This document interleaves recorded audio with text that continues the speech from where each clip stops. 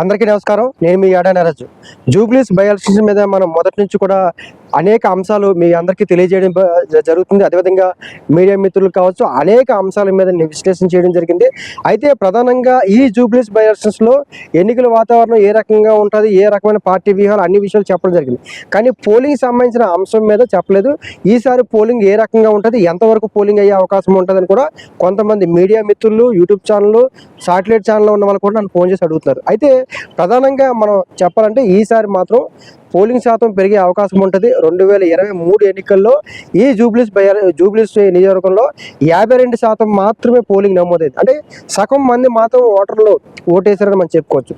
52% voting అంటే అది చాలా తక్కువ ఓటింగ్. ఎప్పుడైనా సరే ఒక పార్టీ కానీ, ఒక అభ్యర్థి కానీ ఓటర్లు కోరుకునే అభ్యర్థి గెలవాలనుకుంటే ప్రధానంగా ఓటింగ్ శాతం అనేది 65 to 70% ఉండాలి. 70% ఓటింగ్, 65% ఓటింగ్ తగ్గకుండా ఉండాలి. కానీ 52% అంటే ఓటర్ అనుకునే అభ్యర్థి గెలిచే అవకాశాలు చాలా తక్కువ ఉంటాయి. కాబట్టి ఎవరైనా సాధారణంగా ఎప్పుడైనా సరే 65% పైగా మినిమం ఖచ్చితంగా 70 ఉండాలి. కనీసం 65% వరకు దాటినట్లయితే మాత్రం ఎవరైతే ఎక్కువగా ఓటర్లు కోరుకుంటారో ఆ అభ్యర్థి గెలిచే అవకాశాలు ఎక్కువ ఉంటాయి. అలా కాకుండా పోలింగ్ శాతం తగ్గిందనుకో, ఓటర్లు అనుకునే అభ్యర్థి కాకుండా ఇంకో అభ్యర్థి గెలిచే అవకాశాలు కూడా ఉంటాయి. ఎందుకంటే గతంలో అనేక రాష్ట్రాల్లో కర్ణాటక, మహారాష్ట్ర, ఆంధ్రప్రదేశ్, తెలంగాణ, ఢిల్లీ, చివరికి అమెరికా ఎలక్షన్స్ మీద కూడా నేను విశ్లేషణ చేశాను. కాబట్టి అనేక అంశాలను దృష్టిలో పెట్టుకొని నేను విశ్లేషణ చేస్తాను. అయితే ఈసారి జూబ్లీస్ ఎలక్షన్స్లో ఎంత పోలింగ్ అయ్యే అవకాశం ఉంది అనేది ఇక్కడ ప్రధానమైన ప్రశ్న. అయితే ఈసారి పోలింగ్ మాత్రం ఖచ్చితంగా గతంలో 52% అయింది కాబట్టి 10 నుంచి 12 లేదా 15% ఓటింగ్ శాతం గతం కంటే ఈసారి పెరుగుతుందని చెప్పి నేను అనేక అంశాల మీద గమనించి నేను భావిస్తాను. గతంలో వేరే నియోజకవర్గాల్లో కూడా నేను చూసినప్పుడు ఇక్కడ నియోజకవర్గంలో ఎప్పుడైనా సరే 8 నుంచి 10, 11, 15 ఈ లోపు మాత్రమే అభ్యర్థులు పోటీ చేయాలి. ఎక్కువ మంది పోటీ చేశారు ఈసారి. కొంతమంది నామినేషన్ విత్డ్రా కూడా చేసుకున్నారు. కాబట్టి ఈసారి బై ఎలక్షన్స్ ఇక్కడ ఎక్కడ ఎలక్షన్స్ లేవు. సో ఇవన్నీ ఫ్యాక్టర్ గమనించినట్లయితే మాత్రం ఎక్కడైతే అభ్యర్థులు ఎక్కువ పోటీ చేస్తారో అక్కడ పోలింగ్ శాతం ఎక్కువ పెరుగుతూ వస్తుంటుంది. అంటే 15 క్యాండిడేట్ల వరకే, కానీ ఇక్కడ చాలా ఎక్కువ మంది ఉన్నారు కాబట్టి ఇంకా పోలింగ్ శాతం పెరిగే అవకాశం ఉంటుంది.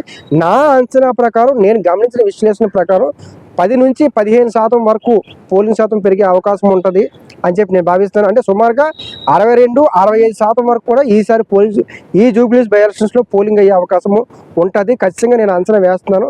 ఎందుకంటే అనేక రాష్ట్రాల మీద నేను చేసినప్పుడు కూడా ఇండిపెండెంట్ క్యాండిడేట్లు లేకపోతే ఎక్కువ మంది అభ్యర్థులు పోటీ చేసినప్పుడు కానీ, లేదా ఒక క్యాండిడేట్ గెలవాలని చెప్పి భావించినప్పుడు కానీ, లేదా అన్ని పార్టీలు ప్రత్యేకంగా ఈ యొక్క ఎలక్షన్స్ మీద దృష్టి పెట్టినప్పుడు కానీ అలాంటి సందర్భాల్లో పోలింగ్ శాతం అనేది పెరుగుతూ వస్తుంటుంది. కాబట్టి ఈ జూబ్లీస్ బై ఎలక్షన్స్లో కూడా ఖచ్చితంగా పోలింగ్ శాతం పెరిగే అవకాశాలు చాలా ఎక్కువ ఉంటాయి. 10 నుంచి 15% పెరుగుతుందని చెప్పి నేను భావిస్తాను. అంటే 65% పైగా పోలింగ్ నమోద్దని చెప్పి నేను అంచనా వేశాను.